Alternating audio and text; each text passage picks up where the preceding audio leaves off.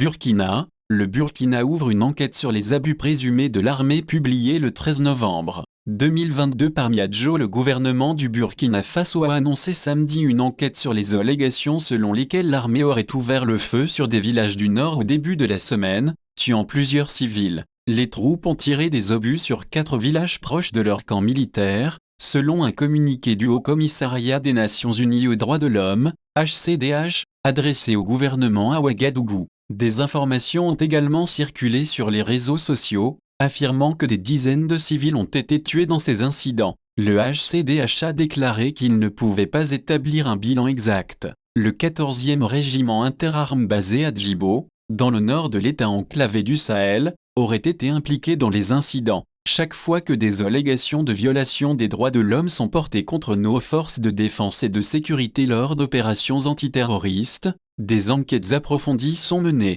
en vue de faire la lumière et de punir les auteurs de violations avérées, a déclaré le porte-parole du gouvernement, Jean-Emmanuel Ouedraogo dans un rapport. Le gouvernement pointe du doigt des groupes terroristes armés habitués à la manipulation et à la désinformation. Ouedraogo a exhorté l'opinion nationale et internationale à ne pas tomber dans ces pièges perfides orchestrés par des terroristes désespérés dans le but de stigmatiser les forces de sécurité, soulignant que les autorités étaient particulièrement soucieuses du respect des droits de l'homme dans la lutte contre le terrorisme. L'un des pays les plus pauvres du monde, le Burkina est aux prises avec une offensive djihadiste depuis 2015. Des officiers mécontents de l'armée ont mené 2 coups d'État cette année dans une manifestation de colère face à l'échec de la lutte contre l'insurrection. La base militaire se trouve à Djibo, une grande ville du nord qui est sous blocus djihadiste depuis 3 mois. 10 soldats ont été tués et 50 autres blessés lors d'un assaut terroriste contre le 14e régiment le mois dernier. La détérioration de la situation sécuritaire a été utilisée pour justifier les 2 coups d'État de cette année. La première,